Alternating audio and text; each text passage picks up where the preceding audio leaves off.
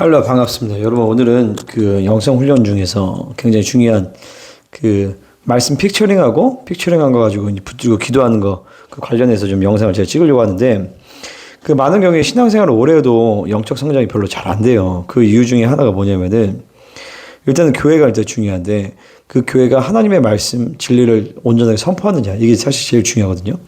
혹은 온전하게 선포함에도 불구하고 그 진리의 말씀을 소화를 못하기 때문에 영적 성장이 안 되는 거예요.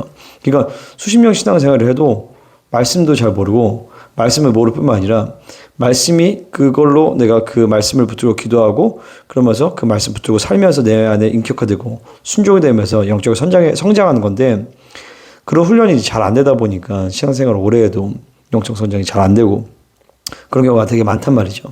그래서 저는 많은 경우에 우리가 뭐 성경 통독도 많이 하시고 뭐 암송이나 기도생활 뭐 여러 가지 훈련들이 다 있는데 근데 많은 부분에 좀 간과하는 훈련 중에 하나가 뭐냐 픽처링 훈련이 픽처링 말씀을 픽처링 그림을 그려서 그것을 내 심령 안에 이제 새기는 그런 훈련이거든요. 그래서 말씀 픽처링 훈련이 제가 보기에는 가장 중요한 영적 영성 훈련 중에 이제 하나예요. 말씀 픽처링은 뭐냐면 일단 교회에서 목사님이 말씀을 선포하잖아요. 근데 막 이런 얘기 저 얘기 막 중구난방으로 하는 그런 설교는 들어봤자 영적 성장도 안 돼요. 근데 주로 이제 정상적이고 하나님 앞에 바른 길을 가시는 우리 목사님들 대부분 성경을 가지고 강해 설교를 한단 말이죠. 혹은 뭐 주제별로 설교를 할 수도 있겠죠. 근데 어쨌든 일단 메인을 강해 설교라고 친다라면은 성경의 그 구절을 통하여서 우리가 성경 안으로 들어가잖아요. 그러니까 내가 가지고 있는 주제와 내가 하고 싶은 말을 위해서 여기저기 짜맞춰가지고 주제를 맞춰서 그렇게 하는 설교가 아니라 그런 설교도 뭐 때로는 필요해요. 근데 그런 설교는 오래 못 가요. 건강하지 못하단 말이죠. 그러니까 어쩌다 한 번씩은 가능하지만 그러니까 어떤 주제별로 쫙 뽑아내고 그것도 필요해요. 그런 설교 필요하지만 우리가 기본적으로는 말씀을 강해 설교로 하는 거 그 말씀을 내 안에서 하나하나씩 그 성경을 소화해 나가는 것이 그게 이제 중요해요. 그래서 예를 들어서 제가 요즘에 스가랴서를 보고 있는데 스가랴 1장을 본다라면 먼저 스가랴 전체에 대한 하나님의 말씀의 의도 그리고 전체의 구조 이런 것들을 먼저 우리가 본단 말이죠. 그러고 나서 이제 설교가 들어간다면 1장 1절부터 6절 혹은 1장 전체를 설교할 수도 있고 여기서 1장 1절부터 6절까지로 본다라고 쳐요. 그러면 이제 목회자가 이 말씀의 의도를 가지고 구절별로 이 말씀을 갖고 뽑아낸단 말이죠. 그러면은 예를 들어서 뭐 1장 2절에서 보면 여호와가 너희 조상들에게 심히 진노하였느니라. 그러면 이 심히 진노하였다는 것이 무슨 의미인지 이것은 조상들에게 그냥 단순히 조상들에게 열받았다. 너네 잘해라 이런 게 아니라 조상들에게 심히 진노하였다는 것은 그 조상들에게 임했던 그 죄악이 너희들에게도 지금 여전히 흘러가고 있기 때문에 그 죄악의 연속선상 안에서 너희가 회개해야 된다는 것이죠. 그래서 조상들이 갔던 그 길대로 너희는 가지 말아라. 그러면서 너희가 악한 행위를 떠나서 돌아오라. 그러면 악한 길과 악한 행위를 말한 것이 무엇이냐. 악은 성경 전체에서 자기로 사는 거를 얘기하거든요. 자기로 살았던 자기 중심의 삶, 자기 중심의 삶의 방향성. 거기서부터 돌아오라. 이런 식으로 이제 성경 강의가 들어간다는 말이죠. 그러면서 이제 원어를 해석할 수도 있고, 그러니까 성경의 말씀 구절에 따라서 단어나 구절 혹은 여기서 계시가 나오고 해석이 나오고 적용이 나와요. 그러면 많은 경우에 성도들은 적용의 은혜를 받아요. 그러고 나서 적용점을 적는단 말이죠. 근데 그렇게 되면 말씀이 깊이 있게 못 들어가요.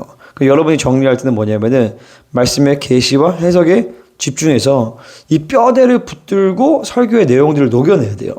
무슨 말인지 아시겠죠? 설교 내용 그 내용 자체가 중요하긴 하지만 설교 내용은 말씀의 본문에 근거해서 이게 나온 거거든요. 그 말씀의 본문과 목사님이 묵상하면서 이 말씀의 어떤 적용이나 해석이나 연결점들을 찾아낸 거잖아요. 그럼 그것들을 말씀의 본문과 연결을 시킬 수 있는 능력을 가져야 돼요. 그게 계속 말씀을 보면서 그냥 픽처링이거든요. 그 픽처링. 그래서 픽처링의 설교 내용 자체를 정리하는 것보다도 이 말씀의 본문에서 이런 내용이 나왔구나라고 하면서 말씀 본문만 봐도 설교 내용이 떠올리면서 거기서 내가 더 추가적으로 확장해서 묵상할 수 있는 힘을 기르는 게 픽처링 훈련의 핵심이에요. 그러니까 이런 훈련들을 해나가셔야 돼요. 그러면서 목회자의 의도, 더 넘어가서 하나님의 의도는 무엇이었는가. 그러면서 하나님께서 이 목사님에게 주신 그 말씀의 의도와 그 의도는 무엇인가 라고 하면서 우리가 목회자의 의도와 성경 저자의 의도와 가장 중요한 건 뭐예요? 성령님의 의도 안으로 들어가면서 때로는 이게 엇나갈 수도 있어요. 목사님이 이런 표현을 이런 방향으로 했지만 하나님 나에게 다른 방향으로 말씀하실 수 있어요. 근데 중요한 건 전체적인 큰 진리의 흐름 안에서 우리가 묵상해 나가면서 말씀의 본문들을 가지고 픽처링을 내 심령 안에 하는 것이 중요하죠. 그럼 그 다음에는 이제 기도가 들어가는 거예요. 이 기도는 여러 번 혼자 할 수도 있고 혹은 셀이나 혹은 전체적인 기도의 인도 가운데서 말씀 붙들고 기도할 때 그렇게 가는데 회개를 중심으로 기도를 인도를 하는 거예요. 예를 들어서 하나님 이걸 가지고 우리가 셀 모임에서 다시 풀었어. 그러면은 하나님 우리가 조상들에게 심히 진노할 주님이 그러셨는데 하나님 우리에게 여전히 남아있는 그 악들을 보여주시옵소서. 악들을 깨닫게 하여 주시옵소서. 깨닫는 마음을 주시옵소서. 하나님 그리고 여전히 자기 중심과 내 방향성과 거기에 머물러 있다고 해서 주님 회개합니다. 주님 용서하여 주시옵소서. 하면서 말씀을 갖고 회개하면서 그 말씀 심령 안에 집어넣는 거죠. 그러면서 말씀이 우리가 하는 믿음을 들을 때 두 가지 반응이 같이 들어오게 돼 있어요. 하나는 뭐냐면 회개, 하나는 순종이에요. 하나는 회개로 풀어내고 하나는 순종의 방향으로 나아갈 때 믿음을 받아들이는 거죠. 그러면서 이 말씀이 1절부터 6절까지의 말씀이 내 심령 안에 새겨지는 그런 훈련이 바로 이 픽처링 훈련입니다.